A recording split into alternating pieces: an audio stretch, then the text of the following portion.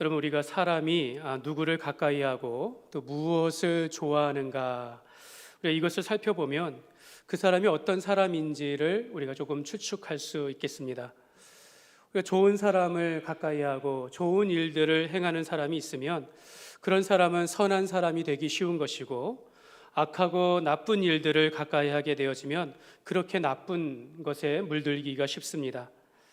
그럼 우리의 자녀들이 어려서부터 교회를 가까이 하고 또 예배의 자리에 서면서 자라게 되어진다면, 여러분, 그렇게 하지 않은 사람들보다 더 믿음의 사람으로 자라기 쉬울 것입니다. 마찬가지로 우리가 어떤 하나님을 경험하느냐에 따라서 우리의 삶의 태도도 매우 다를 수가 있겠습니다. 여러분, 하나님에 대한 이미지를 한번 생각해 보십시오. 여러분, 하나님을 어떤 하나님으로 모시고 있습니까? 내가 육신의 아버지와 비교하여 엄격하신 하나님, 위엄이 있으신 하나님, 하나님은 공의로우시고 거룩하신 하나님을 우리가 경험하기도 하지만, 우리가 친밀하게 다가오시는 다정한 하나님으로 우리가 경험하기도 합니다. 사실 우리가 드리는 여러분의 이 모습, 예배를 드리는 모습이나 또는 여러분들이 행하는 그 기도하는 내용을 보거나 또는 여러분의 찬양하는 그 태도와 모습만을 봐도 여러분의 신앙의 색깔이, 여러분의 신앙생활의 모습이 어떠한지를 우리가 생각할 수 있습니다. 여러분, 가장 중요하다라고 말씀드릴 수 있는 것은요, 여러분, 우리 중에 누구라도 오늘 이 예배 가운데서 우리가 살아계신 하나님을 만나면서 하나님의 임재를 체험하는 그런 자리에 여러분들이 서게 되어지고 우리가 예배를 드리게 되어진다면, 그 사람은 하나님을 가까이 하는 사람이다라고 말할 수 있겠습니다. 여러분, 우리가 예배와 말씀과 기도 가운데 하나님의 은혜를 받고 하나님의 살아계신 하나님을 우리가 깨닫는다면 그 사람은 하나님과의 관계가 가깝다라고 그렇게 정의할 수 있겠습니다. 여러분, 지난주를 기점으로 해서 우리나라가 이 코로나를 겪은 지 3년이 지나가고 이제 4년째 돼간다라고 이야기합니다.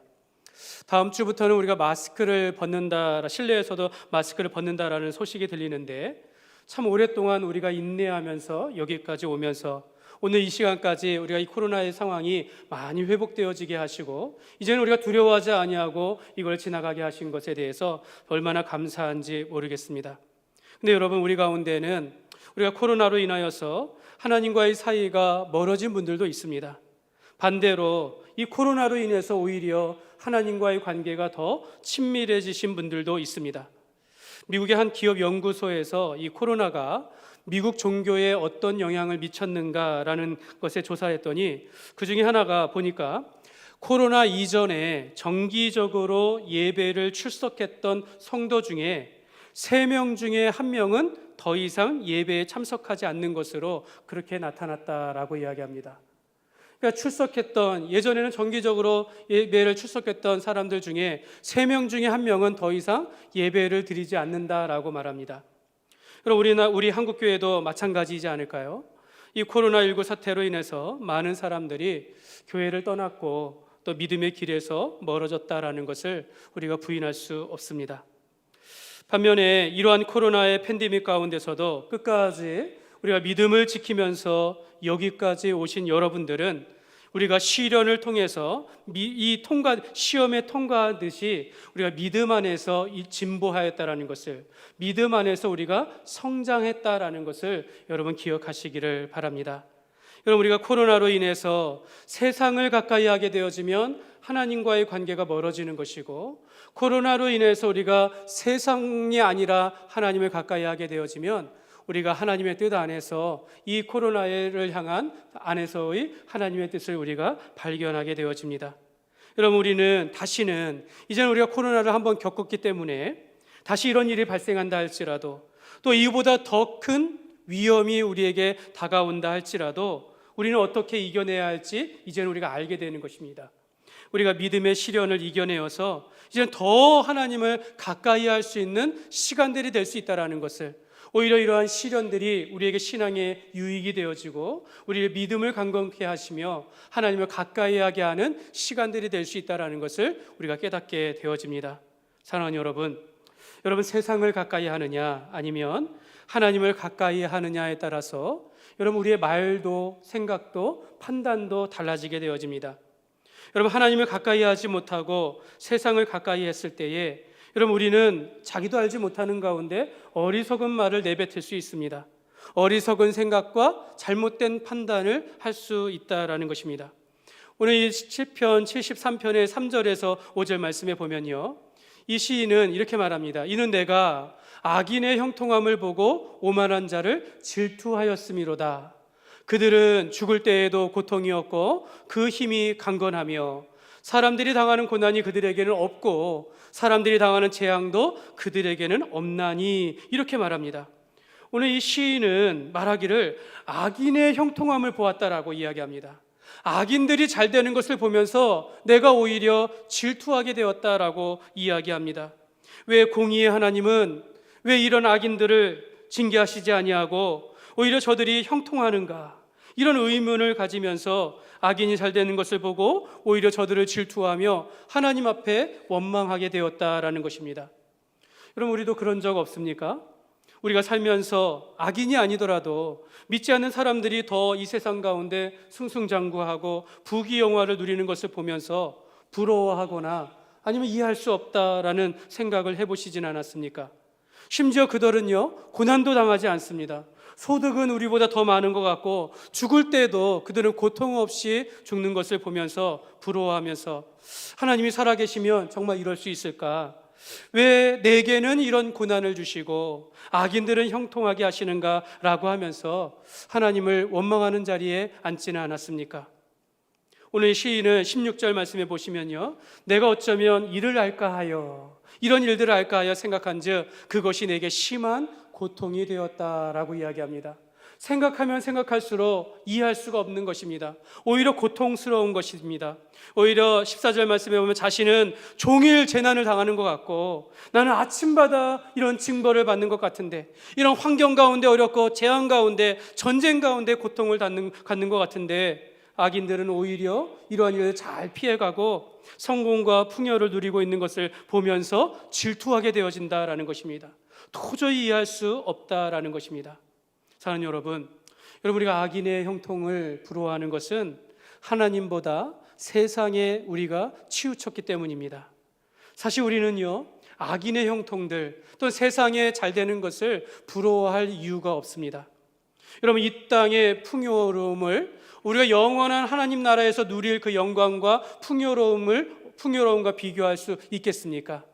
여러분, 우리가 이 땅에서 아무리 잘 살고 잘 된다 할지라도 우리가 영원한 하나님 나라에서 누릴 그 영광에 비하면 여러분 이 땅에서 누리는 것은 아무것도 아니다라는 것을 우리가 알 수 있는 것입니다.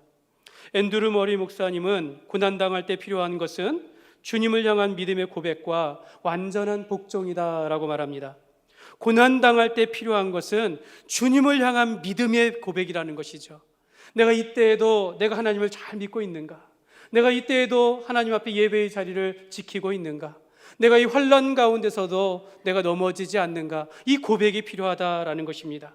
그리고 이 어려울 때일수록 우리는 하나님 앞에 더욱더 복종하는 마음으로 살아가는 것이 필요하다라는 것입니다.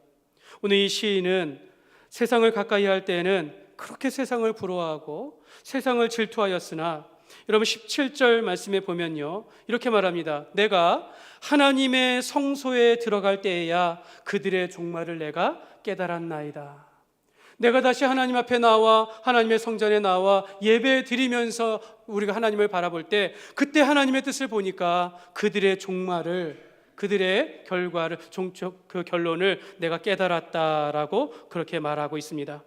세상에 있을 때에는 내가 할 수 없었는데 내가 하나님의 전에 들어와서야, 내가 하나님과의 관계가 다시 회복되어지고 하나님을 가까이 하고 나서야 세상을 향한 하나님의 뜻과 그 말씀을 이해하게 되었다라는 것입니다.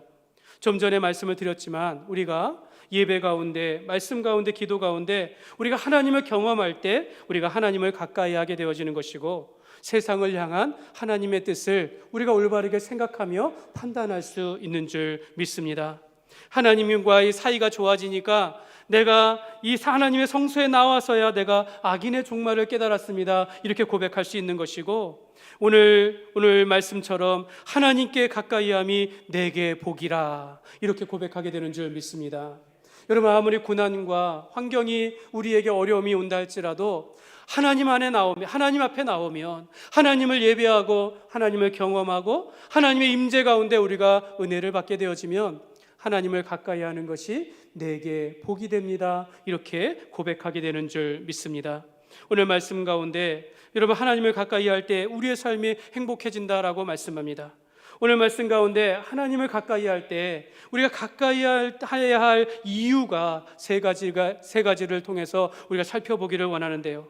여러분, 하나님을 가까이 하는 것이 복이 되는 이유를 우리가 오늘 말씀을 통해서 우리가 알게 되어지므로 우리가 주님 안에서 참된 행복을 누리기를 원합니다. 첫 번째로 우리가 하나님을 가까이 하는 이유는 하나님께서 그를 붙드시고 인도하시기 때문입니다. 하나님이 우리를 붙드시고 하나님이 우리를 인도하신다라고 말씀합니다. 23절과 24절의 말씀을 보면요, 우리 같이 한번 읽겠습니다. 내가 항상 주와 함께하니 주께서 내 오른손을 붙드셨나이다. 주의 교훈으로 나를 인도하시고 후에는 영광으로 나를 영접하시리니. 아멘. 여러분, 주의 오른손으로 나를 붙드신다라고 말씀합니다. 여러분, 주의 오른손은 하나님의 능력을 나타내는 것입니다. 그러니까 주께서 나의 능력이 되어주신다라고 말씀하고 있고, 주의 교훈으로 나를 인도하신다라고 말씀합니다. 주의 교훈은 하나님의 말씀입니다. 하나님의 말씀으로 우리를 바른 길로 인도하신다라고 말씀하고 있는 것입니다. 사랑하는 여러분, 어떤 길이 바른 길입니까? 여러분, 이 땅을 살아가면서 그 인생의 길, 여러분, 바른 길을 어떻게 정의할 수 있겠습니까? 여러분, 이 땅에서 누리는 행복한 삶, 여러분, 이것이 바른 인생입니까? 여러분, 성공, 여러분, 이것을 우리가 바른 길이라고 할 수 있을까요? 사람이 많이 다니는 길, 넓고 평탄한 길, 여러분, 인기는 좋을지 몰라도 그것이 꼭 바른 길이 아니다라는 것, 여러분, 우리가 알 수 있습니다. 여러분, 잠언 14장 12절에 보면 어떤 길은 사람이 보기에 바르나 필경은 사망의 길이니라. 여러분, 우리가 생각하는 그 길이 틀릴 수 있습니다. 여러분, 우리가 생각하는 판단이 하나님과의 생각과 다를 수 있다는 것입니다. 여러분, 하나님의 생각과 하나님의 지혜가 인간의 지혜와 생각보다 훨씬 크고 위대하다라는 것을 안다면 여러분, 우리는 하나님의 생각에 우리가 맞춰야 될 줄 믿습니다. 하나님께서 인도하시는 그 길이 옳다라는 것을 내가 받아들여야 한다는 것이죠. 우리는 생각하기를 어렵고, 우리는 이렇게 생각하면서 말하기를 어렵고 힘든 길은 없었으면 좋겠다, 내 자녀의 앞길은 꽃길만 걸었으면 좋겠다, 이런 생각을 하는데요. 여러분, 성경을 보니까 하나님은 애굽에서 나온 백성들을 광야의 길을 걷게 하셨습니다. 이스라엘 백성들을 적과 꿀이 흐르는 가나안 땅으로 인도하시려고 하시는데 광야의 길을 걷게 하셨다라는 것입니다. 가나안을 우리가 가야 할 하나님의 나라로 바라보게 되어진다면 그 인생의 길을 하나님께서는 광야로 인도하실 때도 있다라는 것을 알게 되어집니다. 여러분, 광야의 길은 물이 없습니다. 양식을 구하기가 어렵습니다. 낮에는 덥고 밤에는 춥습니다. 여러분, 언제 적이 밀려올지 여러분, 그 자기를 가릴 만한 지형이 없다라는 것입니다. 그런 곳이 광야인데요. 근데 하나님께서는 이스라엘 백성들을 광야로 인도하시고 나서 구름 기둥을 세우셨다라는 것입니다. 구름 기둥으로 낮에는 더위로부터 막아주시고 밤에는 불 기둥으로 그 추위로부터 막아주시고, 구름이 뜨면 그들이 길을 가고 그 구름이 인도하는 대로 그 백성들이 지나갔다라고 말합니다. 하나님께서는 그들에게 일용할 양식으로 만나를 주셨고 반석을 치시면서 물을 내어주셨다라고 말씀합니다. 하나님께서는 그 광야 가운데서 그들이 신발이 헤어지지 아니하고 의복이 헤어지지 않도록 그 걸음을 인도하신다라고 약속하여 주셨습니다. 오히려 하나님께서는 우리가 광야의 길을 걸을 때 하나님의 기적이라고 할까요? 하나님의 손길을 우리가 체험하고 하나님께서 우리를 인도하시고 함께 하시는 것을 체험하게 되어지는 것입니다.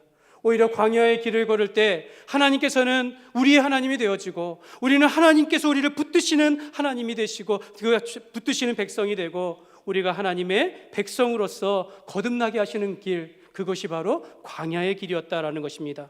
사랑하는 여러분, 광야라도 하나님께서 인도하시면 그 길이 바른 길이 된다라는 것을 믿으시기를 바랍니다. 여러분, 하나님께서 우리 인생의 길이 되신다라는 것입니다. 예수님도 내가 길이요 진리요 생명이라 말씀하셨고, 나는 양의 문이니 누구든지 나로 말미암아 들어가면 구원을 받고 또 들어가며 나가며 꼴을 얻으리라 라고 말씀합니다. 우리가 예수님을 내 인생의 문으로 여기며 그 안에서 우리가 출입하게 되어지면 하나님께서 우리에게 구원을 주시고 우리의 삶 속에 필요한 양식과 꼴을 먹이신다라고 약속하고 있습니다.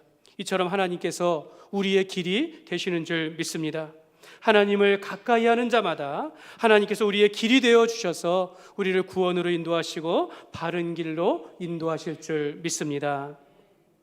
두 번째로 우리가 하나님을 가까이 하는 이유는요, 하나님께서 그의 마음의 반석이요 영원한 분깃이 되시기 때문입니다.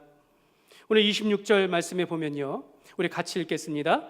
내 육체와 마음은 쇠약하나 하나님은 내 마음의 반석이시요 영원한 분깃이시라. 아멘.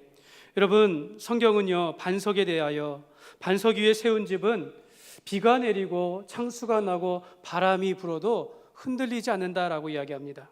무너지지 않는다라고 말씀합니다. 여러분, 반석은 견고함을 의미합니다. 흔들리지 아니하는 안정감을 준다라고 말합니다. 여러분, 우리의 인생의 기초를 하나님께 두면 여러분 우리의 인생이 견고해지는 것이고 안정을 갖는 것입니다. 여러분, 시인은 하나님을 영원한 분깃이라고 고백하고 있습니다. 여러분, 분깃은 말 그대로 땅이에요. 땅, 지역을 의미하는 것입니다. 여러분, 우리 땅에서 우리가 땅을 많이 얻는 것을 말하는 것이 아니라 당시의 노예나 또는 종들은 분깃이 없기 때문에 늘 불안한 것이에요. 그러나 이 땅에서 자기의 지역과 집이 있고 땅이 있으면 여러분 우리 인생의 평안함을 느끼는 것처럼 하나님께서 내 인생의 분깃이 되어줄 때 우리는 인생 가운데 안정감을 느끼고 평안함, 그 견고하고 흔들리지 아니하는 그런 견고함을 느낀다라고 말씀하고 있는 것입니다. 우리는 그런데 여러분 우리도 하나님은 나의 영원한 분깃이요 라고 이야기하는데 하나님도 우리를 향하여 너는 나의 분깃이다 라고 말씀합니다. 신명기 32장 9절에 보면 여호와의 분깃은 자기 백성이라 야곱은 그가 택하신 기업이로다 라고 말씀합니다. 여러분, 하나님께서 우리를 분깃이라고 말하는 겁니다. 하나님은 우리를 주목하시고 우리와 함께 하시기를 원하신다라는 것입니다. 하나님의 관심은 우리에게, 사람에게 있다라는 겁니다. 오늘 내가 만들어낸 이 땅이 아니라, 내가 만들어낸 성공이 아니라, 내가 가지고 있는 물질을 보는 것이 아니라, 내가 얼마만큼 하나님의 일을 많이 하였는가, 이걸 보기 이전에 그 사람을 보신다라고 말씀하고 있는 것입니다. 여러분이 탕자의 비유를 알지 않습니까? 이 탕자가, 이 아들이 아버지로부터 자기의 분깃을 달라고 이야기했습니다. 자기의 물질과 또 가지고 있는 재산을 다 자기 것을 가지고 나갔는데 어떻게 했습니까? 다 소비함으로 허랑방탕하여 모든 것을 잃어버렸다라는 겁니다. 자기 인생에 방황하는 그 인생을 겪게 됐다라는 거죠. 여러분, 아버지가 보시기에 그 인생은 죄악과 허물이 많은 인생이나, 그러나 여러분 아버지의 마음은 그 아들의 죄악과 허물에 있는 것이 아니라 그 아들이 돌아오기를 원하는 겁니다. 그 아들에게 관심이 있다라는 것이죠. 아버지는 그가 내준 재산을 얼마나 잃었는지 그거에 관심을 두는 것이 아니라 그 모든 것을 잃어도 내 아들이 돌아온다면 괜찮다라는 것이죠. 내 아들이 오면 내가 기뻐하고 이보다 더 아름답고 기쁜 일이 없다라고 말씀하고 있는 것입니다. 하나님은 오늘도 저와 여러분을 나의 분깃이요 나의 기업이다라고 말씀합니다. 우리가 예수님 안에서 하나님의 정말 존귀한 자녀임을 믿으시기를 바랍니다. 사랑하는 여러분, 여러분 혹시 오늘 나를 아프게 하고 내가 괴롭게 하는 일들이 있습니까? 또는 내가 어떤 문제로 인하여서 지금 두려움 가운데 있습니까? 아니면 내가 육신의 질병으로 인하여서 정말 내가 마음 가운데 공고한 일이 힘이 들고 있습니까? 여러분, 종종 우리는 내가 왜 아프지? 내가 왜 이런 문제가 생기지? 라고 하면서 우리가 불안해하지는 않습니까? 근데 하나님은 그걸 보시지 않는다라는 겁니다. 너 왜 아플까? 너 죄 때문에, 그렇게 말씀하시지 않는다라는 거예요. 내가 오늘 힘들고 지치고 나를 괴롭게 하는 그 문제들에 우리가 집착하는 것을, 문제들로 인하여 두려워하는 것을 원하시는 것이 아니라 그로 인하여 나에게 돌아오기를 원하신다라는 것입니다. 하나님께서 오늘도 아픈 중에, 내가 괴로운 가운데, 내가 연약하고 힘들어도 주 앞에 나왔을 때 하나님은 기뻐하시고 그 사람을 있는 그대로 받아주신다라고 말씀하고 있습니다. 그러므로 여러분 우리가 힘들고 지칠 때라도 하나님은 나의 반석이시고 나의 분기시심을 믿고 오직 아버지만을 바라보면서 우리가 주 안에서 나와서 우리의 평안을 회복하며 하나님 앞에 기쁨을 회복하는 여러분이 되시기를 주님의 이름으로 축복합니다.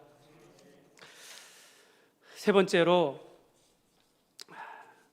우리가 하나님을 가까이 하는 이유는 하나님께서 그의 피난처가 되시기 때문이다라고 말씀합니다.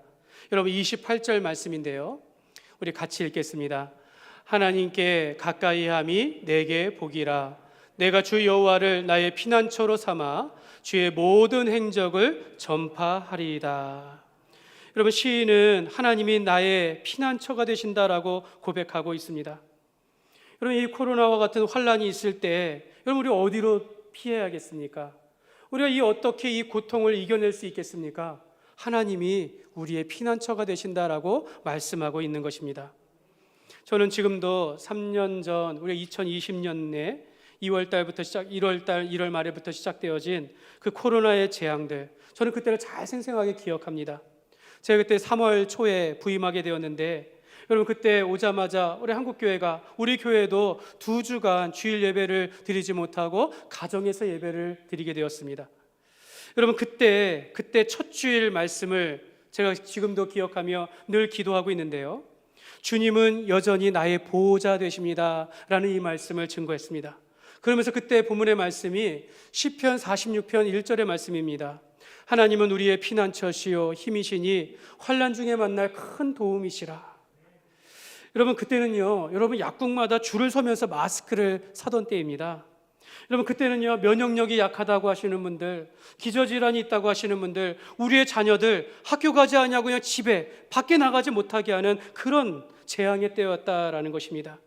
그때 우리는요, 세상에 이러한 전염병이 있거나 또는 천재지변과 같은 재앙이 일어날지라도 이 말씀을 통해서 하나님은 우리의 피난처가 되시고 우리의 도움이 되신다라는 것을 그때 나누었습니다. 여러분, 하나님께서는 우리의 전능자의 그늘 되어 주셔서 우리가 하나님 안에 있을 때 우리가 보호를 받는다라고 그때 말씀을 전했습니다. 하나님은 우리의 아버지 되시고 하나님은 그의 자녀들을 지켜주십니다. 우리가 하나님 앞에 우리 어느 곳에서든지 우리가 예배하는 그 자리에 우리를 함께 하시고 우리를 보호하여 주십니다. 우리가 모여서 기도할 때마다 하나님 우리의 기도를 들어주시니 우리가 하나님 앞에 간절히 기도합시다 라고 그렇게 말씀을 증거하였습니다. 여러분, 우리가 정말 하나님께서 우리의 아버지 되시기 때문에 그의 자녀들을 눈동자와 같이 지켜주시고 보호하신다라는 것을 우리가 믿어야겠습니다. 그래서 여러분, 종교개혁자 마틴 루터는요, 이 말씀, 하나님 우리의 피난처 되시고 환난 날에 도울 큰 도움이시라라는 이 말씀 가운데, 우리가 재앙 가운데, 전쟁 가운데 우리가 피할 곳이 없고 힘들 때 오히려 내주는 강한 성이요 방패와 병기 되시니 큰 환난에서 우리를 구하여 내시리로다. 오히려 환난 가운데 하나님께서 나의 피난처 되시니 내가 두려워하지 않는다라고 그렇게 고백하면서 이 찬송가를, 그 가사를 썼다라고 말합니다. 사랑하는 여러분, 하나님은 우리의 피난처 되심을 믿으시기를 바랍니다. 여러분, 우리 아버지 되시는 하나님께서 오늘도 우리의 자녀된 우리를 지켜주신다라고, 보호해 주신다라고, 우리 하나님 앞에 있으면 그 어떤 것보다 우리에게를 안전한 곳에 있다라고 말씀하고 있는 것입니다. 사랑하는 여러분, 하나님이 우리 아버지 되시고 내가 하나님의 자녀다라는 것을 깨닫는 것, 이것보다 더 하나님과 우리 사이의 관계가 가깝다라는 거 말할 수 있을까요? 여러분, 그러므로 하나님을 가까이 하는 것이 가장 큰 복이 된 것을 믿으시기를 바랍니다. 여러분, 오늘 본문을 읽다 보면 좀 두드러진 특징이 하나 있습니다. 그것은요, 주어가 나라는 겁니다. 1인칭 시점으로 얘기하고 있다는 거죠. 내가 항상 주와 함께하니 내 오른손을 붙드시나이다. 하나님은 내 마음의 반석이시오 나의 영원한 분기시다 라고 고백하는 것이죠. 하나님을 가까이 함이 내게 복이라. 내가 주 여호와를 나의 피난처로 삼습니다 라고 말하는 것입니다. 하나님이 우리에게 피난처가 되어주시는데 나의 피난처라고 고백하는 거죠. 시인은 이미 하나님을 경험하고 있는 겁니다. 시인은 이미 하나님께서 나에게 은혜 주시고 나로 함께 하시는 것을 체험하고 있다라는 것입니다. 하나님은 이미 하나님께서 나와 함께 하시는 것이 정말 복이 된다라는 것을 이 시 가운데서 고백하고 있다라는 것입니다. 나의 피난처가 되옵소서라고 고백하는 것이 아니라 나의 피난처 되십니다. 내가 주 곁에 있었더니 하나님께서 나를 지켜주십니다라고 그렇게 경험하고 있다라는 것입니다. 여러분, 이 얼마나 개인적인 그런 하나님과의 친밀함을 표현하고 있는 것입니까? 여러분, 우리가 하나님과의 관계에 있어서 개인적인 경험과 개인적인 친밀함이 얼마나 중요한지, 오늘 내가 하나님 앞에 나왔을 때 내가 하나님 앞에 은혜를 받고 내가 하나님의 인재, 살아계신 하나님을 경험하며 깨닫는 것이 얼마나 중요한 것인지, 그것이 바로 하나님을 가까이 하는 것입니다.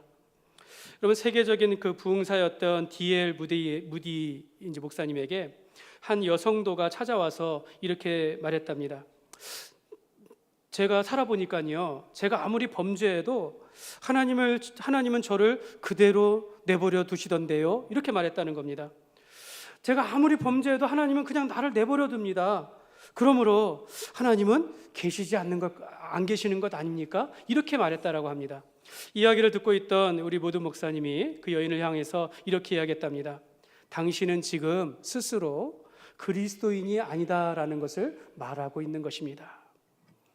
그 여인은, 아니 왜 그렇습니까? 저는 매일 교회를 출석하는데요, 매일 이렇게 교회를 나오고 있는데요.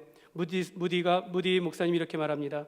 당신이 그리스도인이라면 하나님은 당신을 그대로 놔두지 않으실 테니까요.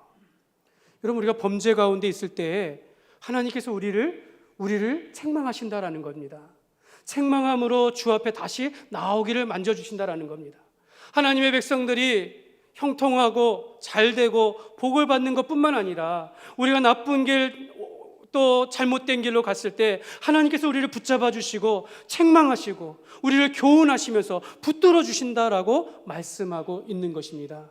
여러분, 우리가 오늘 하나님께서 살아계심을 체험하는 것이, 하나님께서 오늘 내 곁에 계시고 나의 길을 인도하는 것을 내가 경험하며 살아가는 것이 얼마나 중요한지를 가르쳐주고 있는 것입니다. 여러분, 하나님과의 친밀함은요, 누가 해줄 수 있는 것이 아닙니다. 시인이 성전에 왔을 때 예배와 말씀과 기도 가운데서 하나님을 체험하고 나서야 악인의 형통을 부러워하지 않게 됐다라는 거죠. 하나님을 가까이 함이 최고의 복임을 깨달은 것처럼 오늘 우리가 하나님과의 개인적인 친밀함 가운데서 하나님께서 살아계심을 우리가 경험하는 가운데 정말 주님 안에서 참된 기쁨과 참된 안정과 평안을 누리시기를 주님의 이름으로 축복합니다. 여러분, 하나님께서 그의 아들을 십자가에 못 박혀 죽게 하시기까지 우리를 사랑하셨다라는 것을, 나를 사랑하신 것을 깨닫는 성도들만이 오늘 우리가 이웃을 사랑하고 내 가족을 사랑하고 우리가 사랑하는 가운데 살아가게 될 줄 믿습니다. 말씀을 맺겠습니다. 사랑하는 여러분, 여러분 하나님을 어떻게 가까이 하고 있습니까? 우리 다 알고 있습니다. 성경에 보면 기도하는 이에게 하나님께서 가까이 하신다라고 말씀하시고, 주님을 찾는 자에게 하나님께서 찾아오신다라고 말씀하시고, 고난 중에도 주를 바라보면 주께서 붙들어 주신다라고 약속하고 있습니다. 여러분, 우리가 예배를 통해서 하나님의 말씀에 순종함을 통해서 우리가 하나님을 더 가까이 할 수 있는 것입니다. 근데 여러분, 하나님을 가까이 하는 사람은요, 완벽한 사람이 아닙니다. 마음이 상한 사람들, 오늘도 하나님 앞에서 울고 있는 사람들, 오늘 우리가 삶 가운데 낙심하는 그 사람들이 하나님을 찾게 된다라는 것을 우리가 알게 되어집니다. 하나님, 오늘 우리가 마음이 상하고 힘든 채 와도 하나님께서 오늘 우리의 기도를 들어주시고 오늘 우리의 예배를 받아주신다라고 말씀하고 있습니다. 그러므로 여러분, 예배 가운데 하나님을 만나시기를 축복합니다. 여러분, 찬송 중에 성령의 기름 부으심이 넘치기를 주님의 이름으로 축복합니다. 하나님이 내 길을 바른 길로 인도하시고 나의 영원한 기업이 되어주신다라고 말씀합니다. 하나님, 오늘도 우리가 행복하기를 원하셔요. 하나님, 오늘 우리 교회가 행복한 교회 되기를 원하십니다. 우리 교회와 우리 성도들이 하나님을 가까이 하는 것이 진정한 복이요 진정한 행복이다라고 말씀하고 있습니다. 그러므로 여러분, 행복을 멀리서 찾지 마십시오. 다른 곳에서 찾지 마시고 오늘 이곳에서 하나님을 가까이 하는 그 사람이, 그 가정이 행복한 삶임을 우리가 기억하시기를 바랍니다. 그러므로 우리가 하나님을 예배하며 교제하는 가운데 하나님으로 인하여서 완전하고 행복한 그런 복을 누리시는 저와 여러분이 되시기를 주님의 이름으로 축원합니다.